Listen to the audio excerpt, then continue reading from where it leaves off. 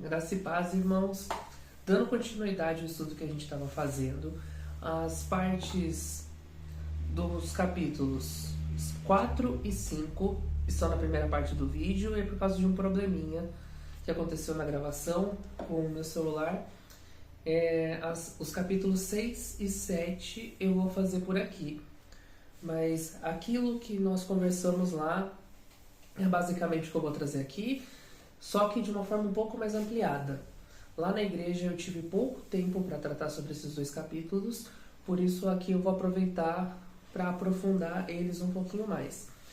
Primeira coisa, irmãos, que a gente tem que se atentar é algo que eu comentei na igreja e que precisamos ter atenção aqui também ao longo desse vídeo e que vai servir como pauta para os outros. Aos poucos eu vou apresentar alguns temas, alguns títulos, algumas palavras teológicas um pouco mais diferenciadas para os irmãos irem se acostumando.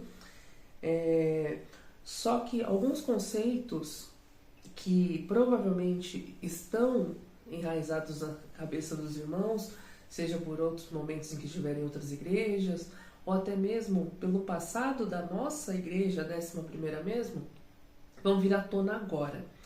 Eu disse algum tempo atrás que quem moldou a nossa visão a respeito de escatologia, da teologia das últimas coisas, na 11ª e na região toda aqui, foi o pastor Simeão. E foi a partir da teologia dele, seja naquilo que ele escreveu, que eu tenho parte aqui na minha biblioteca, ou seja, através dos familiares dele, eu aprendi a ler o Apocalipse, enxergar o fim dessa história através de uma perspectiva específica. A perspectiva, no caso, é essa que se encontra nessa tabela aqui que ficou disponível para os irmãos.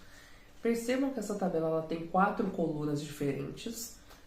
A primeira mostrando os selos que aparecem no livro, né? Que serão abertos agora no capítulo 6. A segunda coluna são os versículos de referência de outros livros bíblicos que dão embasamento a essa interpretação. O terceiro aqui, a terceira coluna, é a que leva o nome do nosso ponto de vista de interpretação do Apocalipse, que é o paralelismo progressivo, e já ampliando com mais um termo teológico, numa perspectiva amilenista. Mas sobre o amilenismo em si, a gente vai ver, se eu não me engano, ou na penúltima ou na última aula do nosso curso. E a última coluna, que eu até pintei de uma forma diferente, é a interpretação dispensacionalista. O dispensacionalismo é um ponto de vista, é um modo de interpretação, um modo de se relacionar com as coisas escritas nas Escrituras, a partir de uma ideia em que toda a história bíblica ela é construída em torno de 7 dispensações, 7 momentos ou 7 formas de agir de Deus. E deixando essa parte um pouco de lado, né, sobre as 7 dispensações, eu vou deixar falar mais a respeito do final. E o final, ele tem a relação direta com a questão do Apocalipse. A interpretação dispensacionalista do Apocalipse, ela leva algumas coisas em consideração. Para a gente compreender melhor isso, basta a gente compreender que, para os dispensacionalistas, assim como os irmãos da Assembleia de Deus, ou outros tipos de reuniões e fés, como os adventistas, por exemplo, eles entendem que o capítulo 1 do Apocalipse, ele aconteceu no passado, os capítulos 2 e 3, que é aquela questão das 7 igrejas, né, que são as cartas enviadas às 7 igrejas, elas acontecem no presente, e tem até um segundo passo nessa compreensão, porque eles entendem que as 7 igrejas, elas não apenas são exemplos de comunidades cristãs, mas elas representam períodos históricos diferentes do povo de Deus. Aí, conforme essa tabela, a gente vê que a igreja de Éfeso, por exemplo, que seria a primeira delas, ela foi a igreja apostólica do ano 30 até o ano 100 depois de Cristo, que demonstrava a fidelidade, mas a perda do primeiro amor. Naquele primeiro momento ali em que o cristianismo surgiu. E a gente caminhando para frente ali, a penúltima, que é a igreja de Filadélfia, seria daquele boom missionário que aconteceu entre 1700 e 1900, ali com John Wesley, o Jonathan Edwards, e um momento de avivamento do povo de Deus. E a última, a igreja de Laodiceia, que seria de 1900 para frente, até o período que nós estamos, em que teria muita indiferença espiritual e mornidão, conforme a tabela. Mas vejam só, esse ponto de vista interpretativo, ele surgiu no século XIX, em 1800 e um pouquinho. E nesse tempo, a partir dali, seria fácil olhar para trás e fazer caber a história nessas 7 dispensações, tentando fazer caber na história das 7 igrejas. O problema é que, e se para essa interpretação, que tem apenas 200 anos, levarem mais 1000 para Jesus voltar? Como que vai ser o arranjo dessas dispensações novamente? Porque elas estão considerando um tempo curto, que está se olhando de pouco tempo para trás. Mas, de qualquer forma, nós, no nosso ponto de vista, entendemos que as 7 igrejas representam a totalidade da igreja em todas as épocas. Então, são mensagens atemporais, não estão falando a respeito de um período histórico específico. E no caso, para os irmãos dispensacionalistas, eles entendem os capítulos 2 e 3 como algo do presente, e que acabando esse período aconteceria o arrebatamento da igreja, para que dos capítulos 4 em diante sejam todos eventos futuros.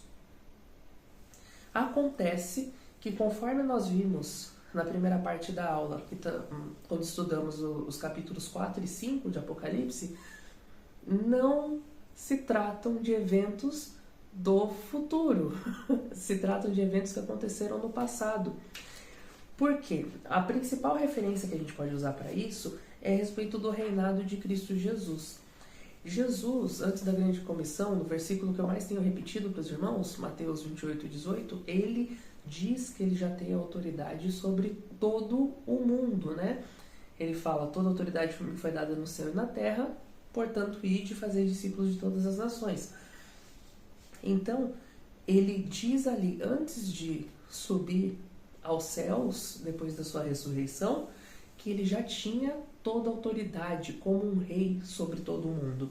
Efésios 1, 20 a 22, o apóstolo Paulo diz que Deus ressuscitou a Cristo dentre os mortos e o fez assentar à sua direita nos lugares celestiais, acima de todo principado e autoridade e poder e domínio, e pôs todas as coisas debaixo dos seus pés. Então, Jesus, de novo, como um rei que já reina, não como um rei que reinará, mas um rei que já reina.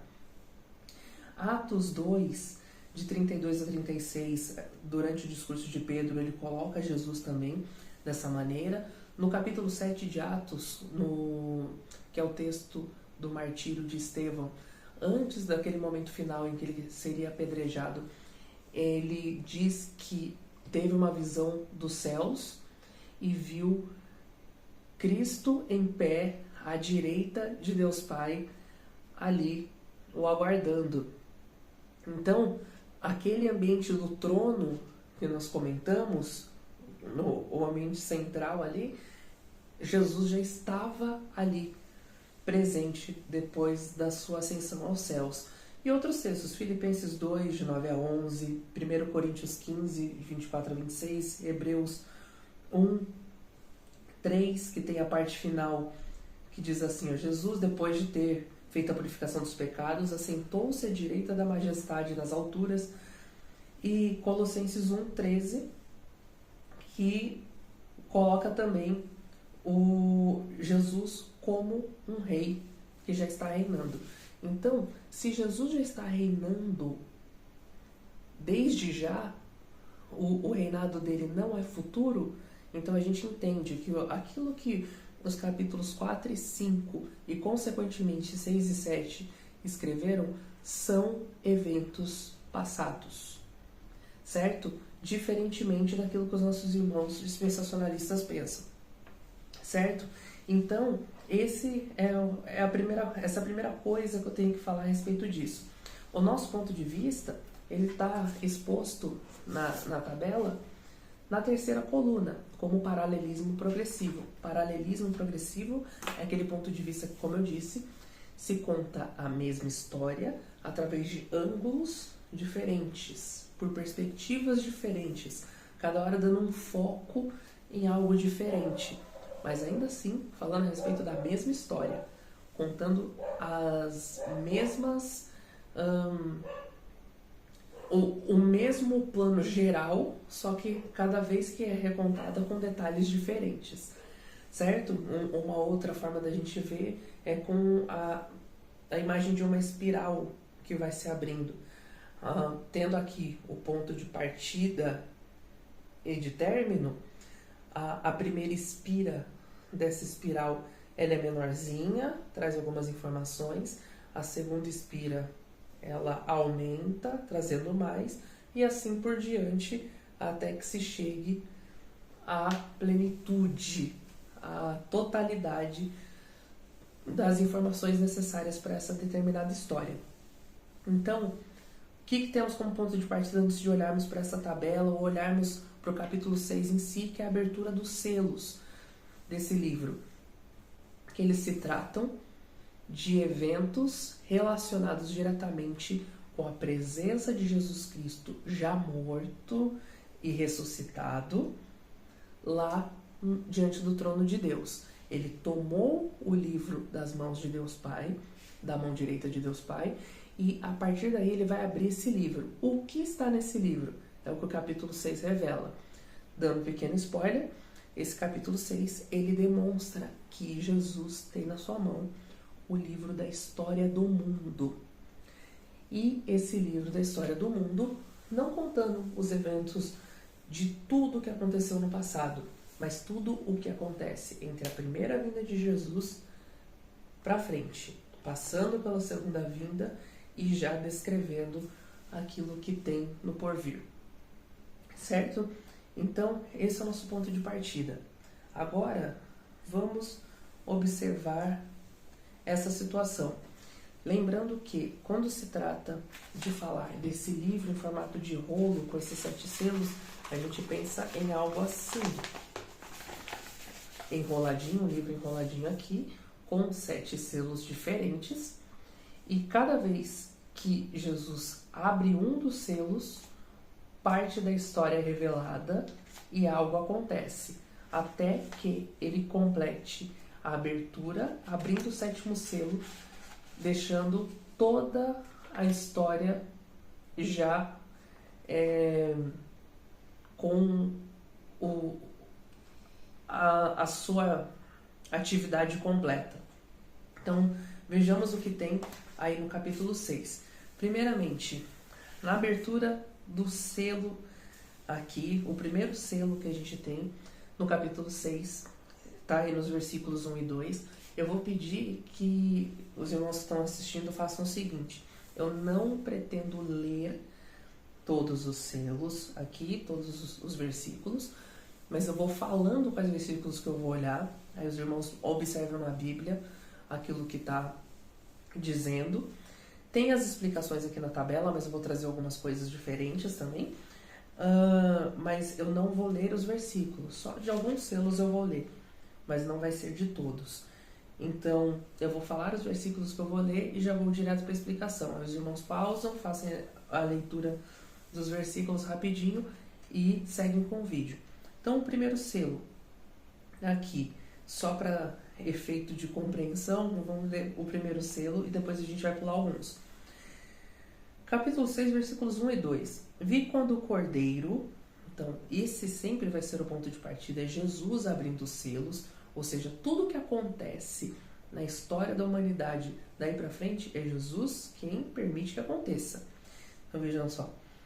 Vi quando o Cordeiro abriu um dos 7 selos e ouvi um dos 4 seres viventes dizendo como se fosse voz de trovão: vem. Vi então, e eis um cavalo branco e seu cavaleiro com um arco, e foi-lhe dado uma coroa, e ele saiu vencendo e para vencer. Então temos aqui a figura de alguém 100% vitorioso, tanto vitorioso naquilo que já faz, quanto naquilo que vai fazer. Como ponto de partida, a gente entende que quem abriu o selo foi Jesus, e quem a gente entende, de acordo com a teologia reformada, de acordo com diversos teólogos diferentes, até alguns recentes que os irmãos costumam ouvir, como Augusto Nicodemos, Hernandes Dias Lopes, a gente compreende, através desse ponto de vista que eu estou trazendo para os irmãos, que esse cavaleiro que está no cavalo branco com um arco na mão é não uma pessoa em si, mas uma mensagem. No caso, o Evangelho. A gente entende que após a subida de Jesus, ressurreto, a primeira coisa que ele faz tendo o destino no mundo nas mãos é, quando ele abre esse primeiro selo, né, essa representação, seria ele liberando o Evangelho a todo mundo. Lembre-se, Mateus 28:18, toda autoridade me foi dada nos céus e na terra, e no 19 para frente, portanto, ide fazer discípulos de todas as nações. Ou Marcos 16:15, ide por todo mundo e pregar o Evangelho a toda criatura. Então, aqui a gente tem o lançamento do Evangelho, vencendo e para vencer. O Evangelho podendo chegar a todos os povos. O ministério de Jesus foi um ministério restrito ali ao povo judeu. Só que com a subida dele, antes da subida dele na grande comissão, ele libera a missão e o Evangelho a todo o mundo, não só aos judeus. Porque já é tempo de que todos os povos o conheçam. Certo? Então a gente entende esse primeiro cavaleiro como o Evangelho, aquele que vem vencendo e para vencer. A primeira ação de Jesus seria liberar o Evangelho a todos os povos. Por exemplo, na tentação de Jesus, uma das 3 coisas propostas por Satanás a Jesus foi justamente todos os reinos deste mundo, se Jesus se prostrasse a ele. E Jesus não cumpriu claramente, né? Jesus decidiu fazer o caminho todo de cumprir a lei de forma perfeita, se entregar, morrer e ressuscitar, para aí sim tomar todo o mundo para ele mesmo. Deus continuou sendo o dono de todas as coisas, mas ele permitiu que o mundo entregue no pecado, que já não era mais regido pela bondade de Deus, fosse regido pelo diabo. O diabo demonstra parte dessa autoridade sobre o mundo indo diante de Deus para pedir coisas sobre Jó, por exemplo. Na verdade, Deus é Deus quem provoca o diabo para falar sobre Jó. Mas porque ele tinha essa autoridade, agora ele já não tem mais. Quem tem autoridade sobre o mundo é Jesus. Certo? Então, a gente vai ter este cavaleiro aqui, esse primeiro cavaleiro do Apocalipse, como sendo o Evangelho. O segundo cavaleiro, ele está nos versículos 3, entre os versículos 3 e 4. um cavaleiro montado no cavalo vermelho. Ele, de acordo com o nosso ponto de vista, ele é a primeira coisa que segue diretamente a pregação do evangelho, que são perseguições. Esse cavaleiro, ele tinha uma grande espada, porque a pregação do evangelho, ela é seguida por perseguição e morte. Então a gente tem esse segundo cavaleiro aqui, ele sendo extremamente atrelado ao primeiro.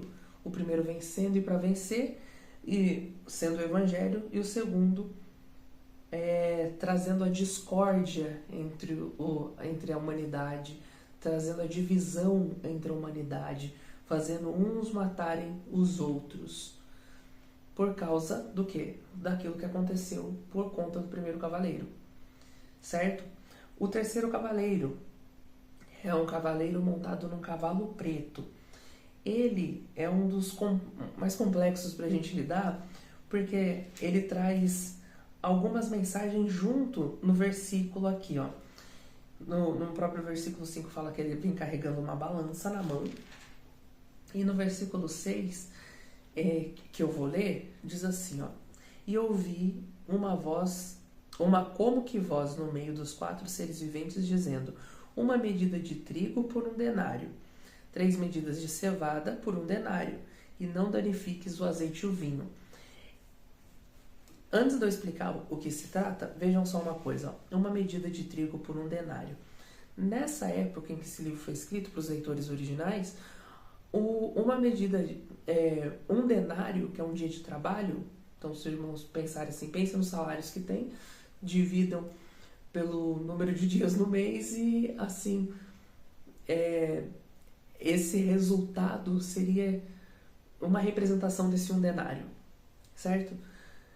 Um dia de trabalho por uma medida de trigo, só que nessa época 1 denário comprava de 12 a 14 medidas de trigo, ou 12 a 14 litros de trigo, entendem? Então vejam só, ficaria difícil de comprar esse trigo. Aí tem aqui depois, ó, 3 medidas de cevada por 1 denário. Ou seja, ó, a cevada ficaria mais barata e mais fácil de comprar do que o trigo. Só que cevada para essa época seria comida de animais, não de comida de pessoas como o trigo. Então seria mais fácil comprar esse tipo de comida de animais. Só que ao final do versículo, não danifiques o azeite e o vinho. Azeite e vinho são alimentos caros, muito comprados por pessoas mais ricas. Então, esse cavaleiro, ele tem na sua representação uma questão de desigualdade, mas uma desigualdade não assim no sentido de todo pobre herdará o reino dos céus e os ricos não. Não é nesse sentido, porque ser rico não é um problema, o problema é ser ímpio. Mas no caso, uma desigualdade por causa do sistema mundano.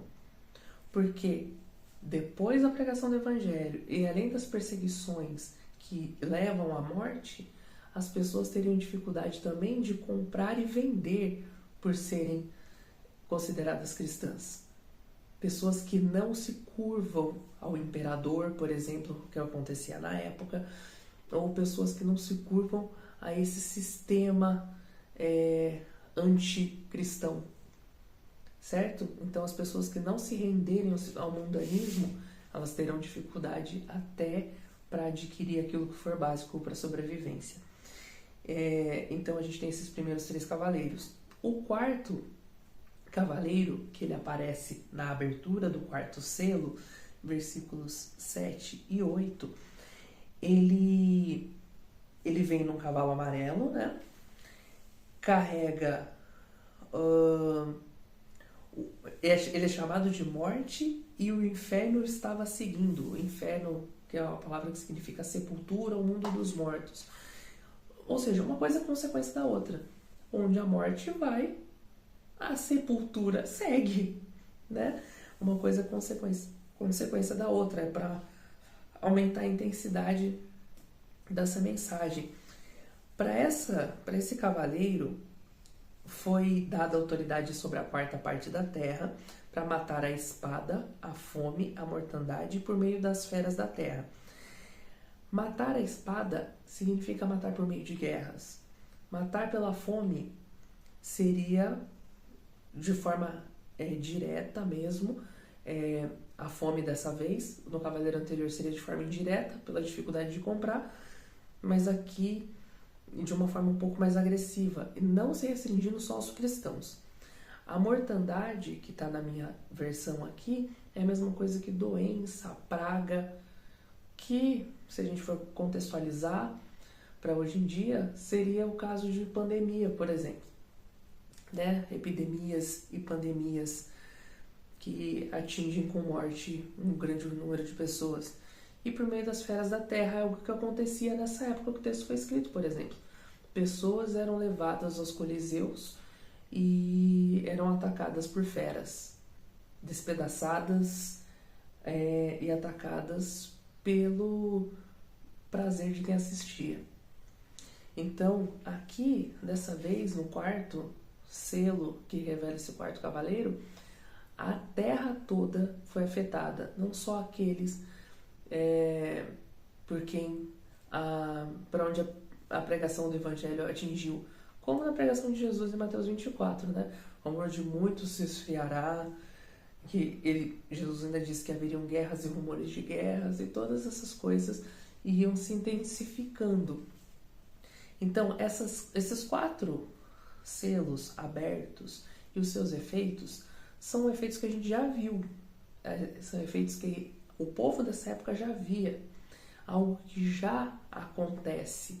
Então, são eventos passados, não necessariamente são eventos futuros. Haverá intensificação desses problemas conforme o tempo passa, mas não quer dizer que eles vão começar ainda. Quer dizer que depois vai ficar um pouco pior. Não quer dizer que não aconteça.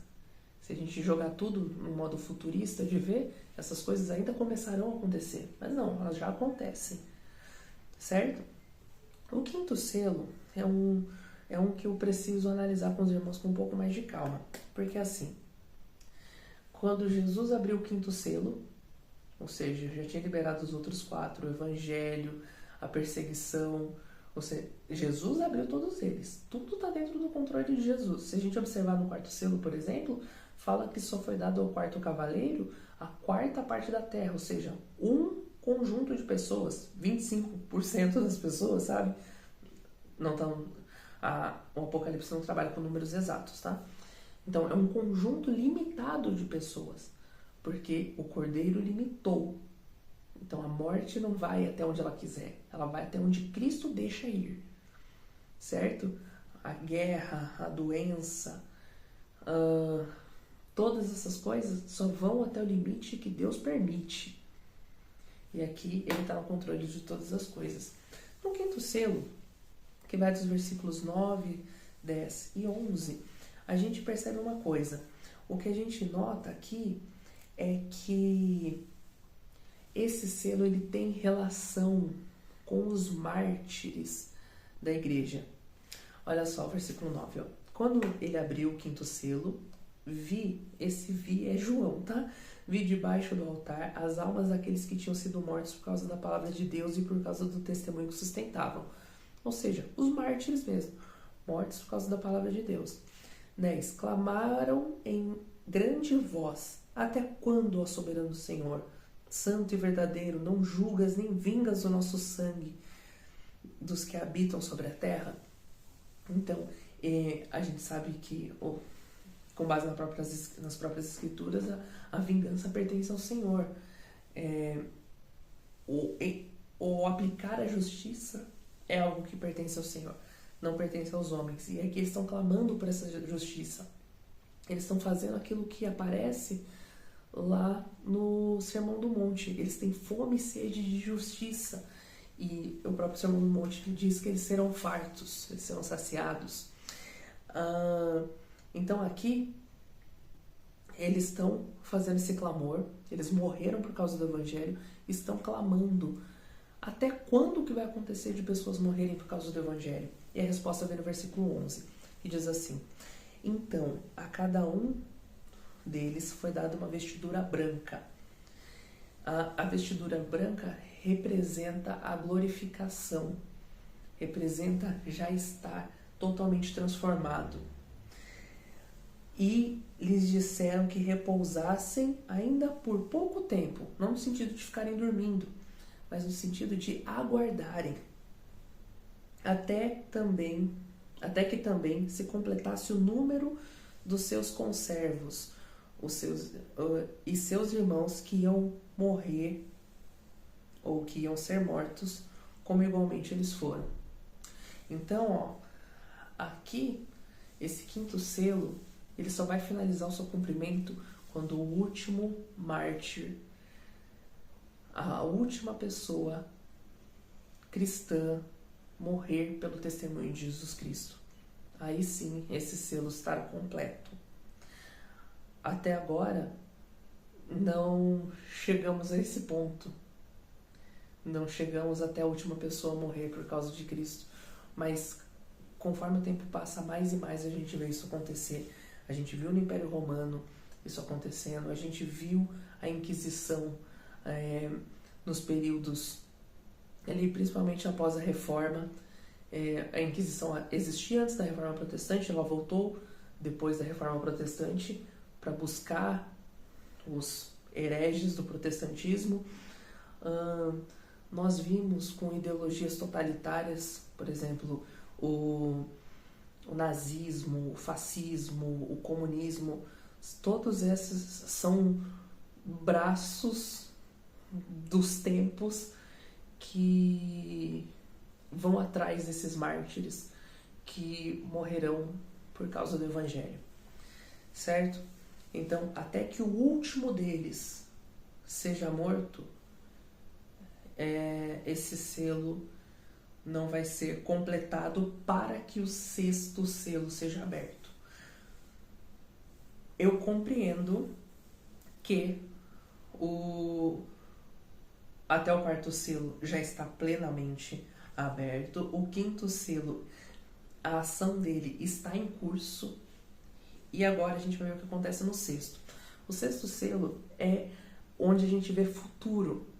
E o futuro já trazendo destruição. Eu falei na primeira aula que a gente vai ver que na sexta parte das sessões é onde vão ter geralmente as catástrofes de destruição.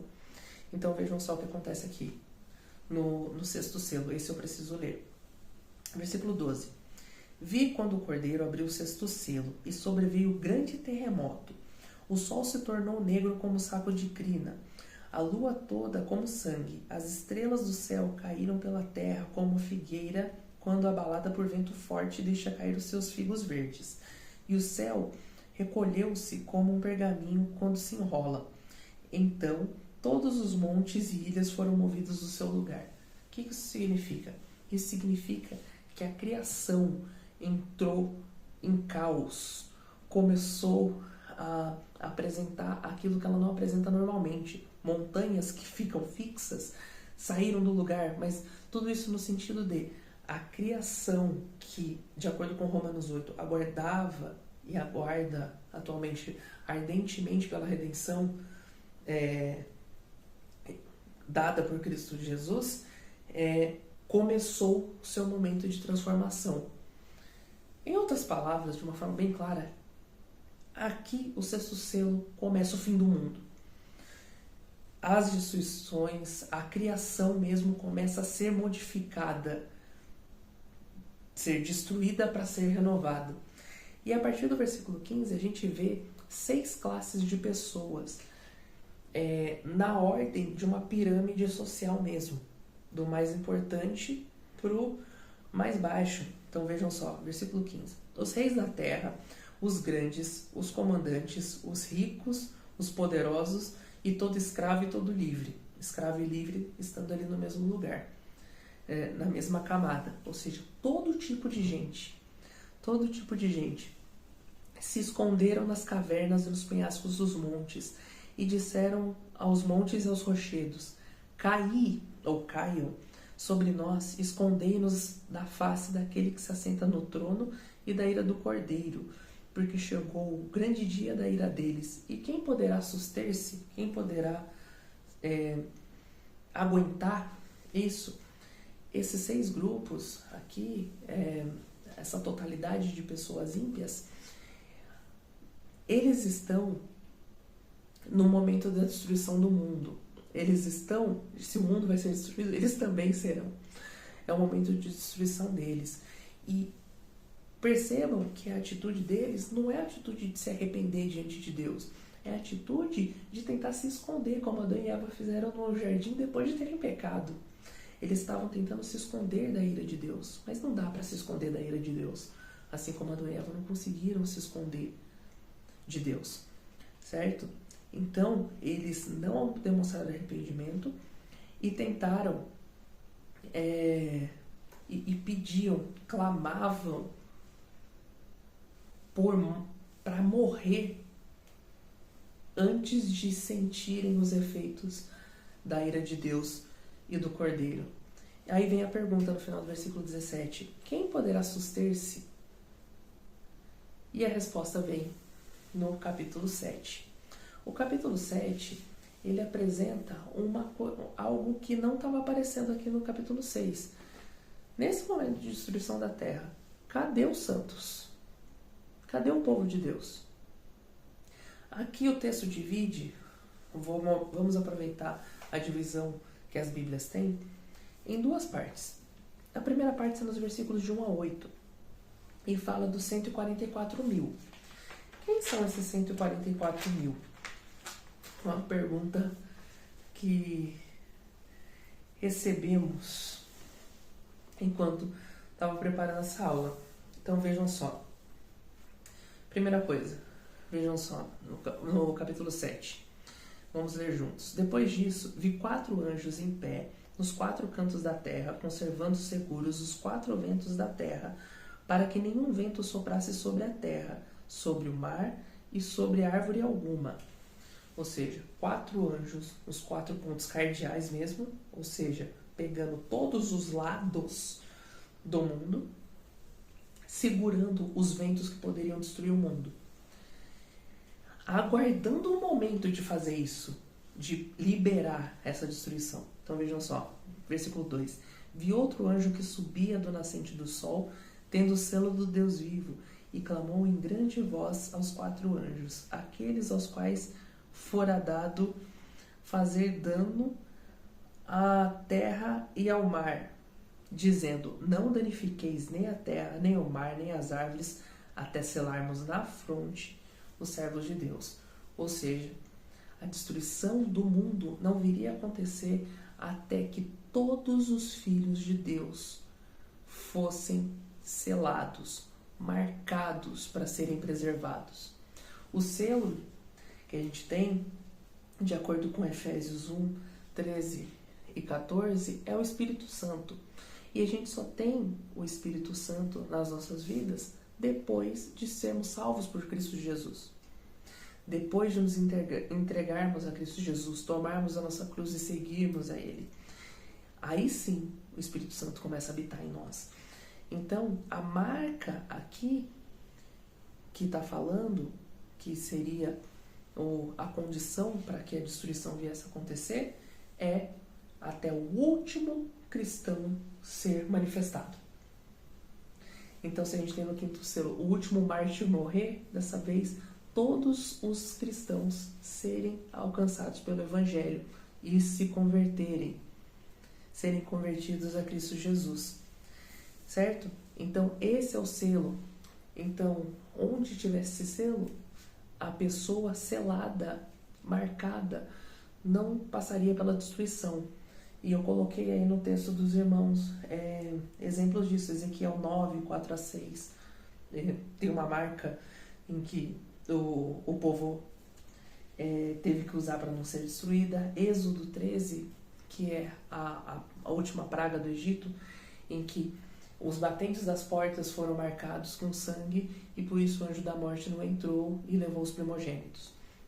Então, onde tiver a marca de Deus, a marca de servo de Deus, o Espírito Santo, onde tiver a pessoa vai ser preservada. Ela vai estar no meio da tribulação aqui, mas ela vai ser resgatada para não ser destruída como aquelas 6 classes de pessoas. Certo? E quem que são os 144 mil? Aqui, nos próximos versículos, ó, o versículo 4 diz assim, ó, então ouvi o número dos que foram selados, que era 144 mil de todas as tribos dos filhos de Israel. Tribos dos filhos de Israel, aqui nos próximos versículos fala 12 mil de cada tribo aqui, só que essas 12 tribos que aparecem aqui não são as mesmas 12 que aparecem em Gênesis, por exemplo, ou no restante das escrituras. São nomes diferentes, tem nomes que entraram e nomes que saíram aqui. Por quê? Porque está representado não só Israel, está representada a igreja inteira. Porque todas as pessoas servas de Deus são filhas de Abraão e, consequentemente, fazem parte do povo de Israel. Versículos que dizem isso, está aqui bem no finalzinho do texto dos 144 mil. Eu coloquei alguns versículos sobre isso. Mas no caso, a gente vê que esse número, 144, ele é uma potencialização do povo de Deus em si. 144 são 12 vezes 12, né? O povo do Antigo Testamento e o povo do Novo Testamento multiplicados, a gente pode olhar dessa forma, e o 1000 por demonstrar a potência disso. Só que aqui, ó, 144 mil não é um número fechado, só com essas pessoas. Para isso, a gente entende, vou trazer primeiro a interpretação que eu compartilho, que é que eu aprendi com o meu professor, o pastor Leandro Lima, em que ele diz que esses mesmos 144 mil, eles aparecem aqui no capítulo 14, nos primeiros versículos. Olha lá, eles aparecem falando deles no final do versículo 3, ninguém pôde aprender o cântico, senão aqueles 144 mil que foram comprados da terra. E o versículo 4, são estes os que não se macularam com mulheres, porque são castos. Isso é símbolo de santidade, não quer dizer que não possa ter relações, é só um símbolo de santidade. São eles os seguidores do Cordeiro por onde quer que vá, são os que foram redimidos entre os homens, as primícias para Deus e para o Cordeiro. Esses 144 mil, de acordo com essa interpretação que eu vou trazer para os irmãos, eles seriam as primícias. Quando a foice passa ali na plantação, seriam os frutos da primeira passada, antes de pegar o restante ali. Então, seriam os primeiros frutos, nesse sentido. Então, quem seriam esses que fazem parte do povo de Deus e que são primícias? Podem ser os mártires, aqueles que tiveram a vida abreviada por causa da palavra de Deus.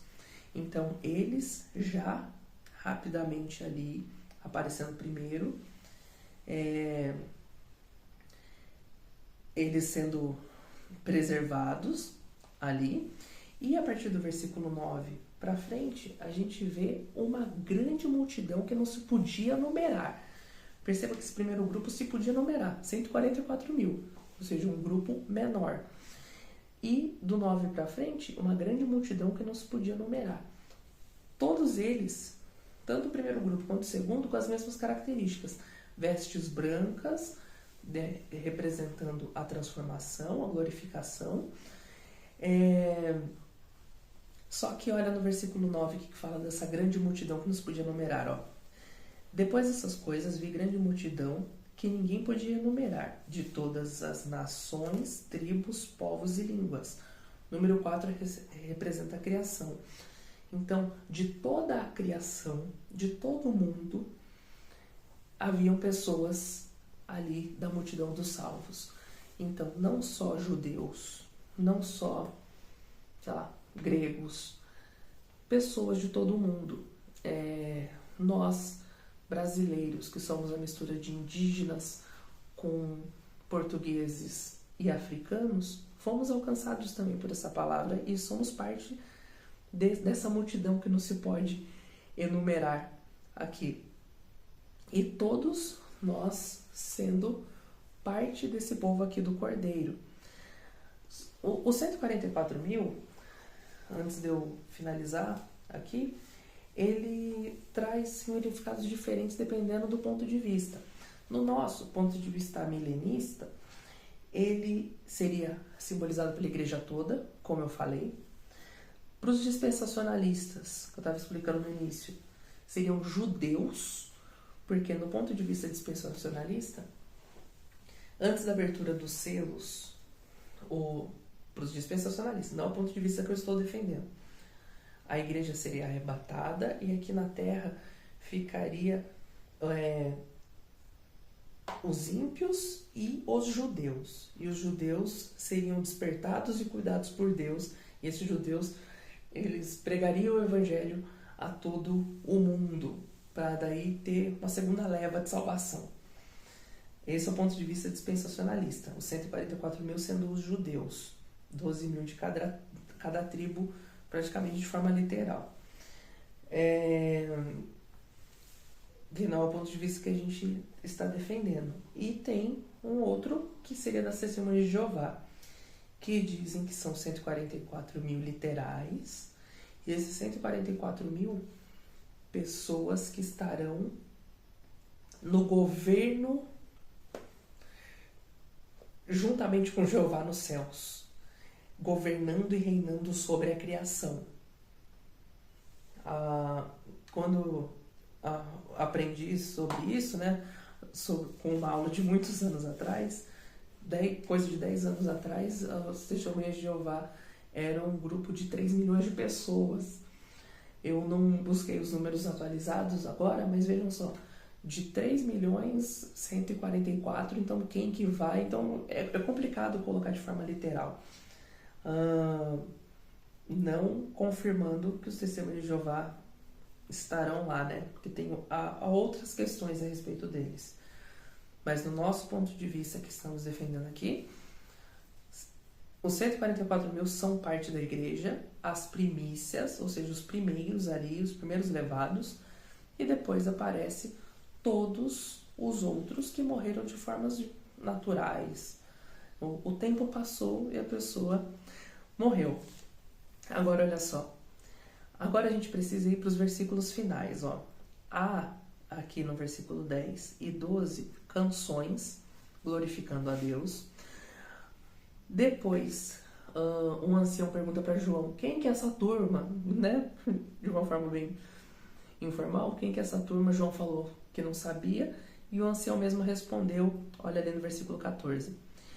Respondi-lhe, meu senhor, tu o sabes. Ele então me disse, são esses os que vêm da grande tribulação. A grande tribulação seria para nós, no nosso ponto de vista, todo esse período entre a primeira e a segunda vinda de Jesus. E é essa tribulação se intensificando conforme o tempo passa. Então, se por começo da igreja estava difícil, as coisas tendem a ficar muito piores. Jesus divide isso no sermão escatológico dele, de Mateus 24 e 25, falando que o começo ali era só o princípio das dores, que depois as coisas ficariam muito piores. Então vejam só, versículo 14, mais uma vez, ó. São esses os que vêm da grande tribulação, lavaram suas vestiduras e as alvejaram no sangue do Cordeiro. Então, eles foram lavados no sangue de Jesus e saíram mais brancos, saíram puros. O sangue de Jesus os purificou. Razão porque se acham diante do trono e o servem de dia e de noite no seu santuário. Então, eles servem de dia e de noite e louvam a Deus porque foram lavados no sangue de Jesus. E aquele que se assenta no trono estenderá sobre eles o seu tabernáculo, a sua tenda do encontro, de ter contato próximo. Jamais terão fome, nunca mais terão sede, Não cairá sobre ele sol nem ardor algum, pois o cordeiro que se encontra no meio do trono os apacentará e os guiará para as fontes de água da vida, e Deus lhes enxugará dos olhos toda lágrima. Ou seja, para esses aqui que foram salvos e resgatados por Deus, não haverá mais problema com fome, com dor e com tristeza. Geralmente a gente pega um outro texto de Apocalipse que diz a mesma coisa. A gente costuma utilizar o texto de Apocalipse 21, que fala nos versículos 3 e 4. Então ouvi grande voz dizendo: eis o tabernáculo de Deus, a mesma ideia da tenda do encontro. Eis o tabernáculo de Deus com os homens. Deus habitará com eles. Eles serão povo de Deus e Deus mesmo estará com eles. Eles enxugará dos olhos toda lágrima, e a morte já não existirá. Já não haverá luto, nem pranto, nem dor, porque as primeiras coisas passaram. Ou seja, aqui está sendo contada a mesma história. Por quê? Porque a gente já chegou no mesmo ponto. Aqui, no final do 6º selo,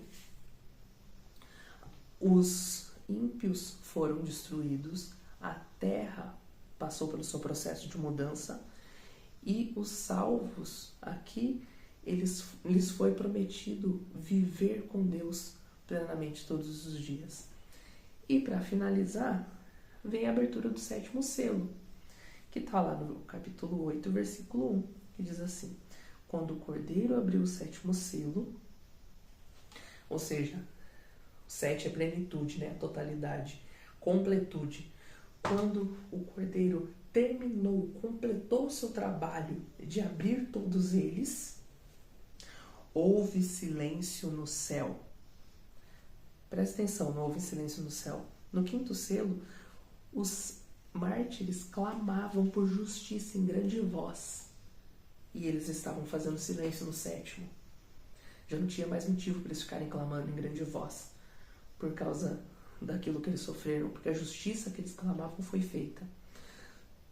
No 6º selo, os ímpios, eles clamavam aos montes e aos rochedos que pulassem em cima deles para que eles se escondessem do grande Deus Altíssimo. E eles já não clamavam mais, porque eles já foram destruídos. Então não havia quem clamasse pela justiça de Deus, porque ela foi satisfeita, e não havia quem clamasse pela própria destruição para fugir de Deus, porque eles já não existiam mais. Então houve silêncio no céu, paz, tranquilidade. Só que ao final, houve silêncio no céu cerca de meia hora. Um tempo curto. Por quê? Porque essa história que foi contada e acabou aqui, praticamente no capítulo 7, ela vai ser recontada agora. A gente fez 2 ciclos já.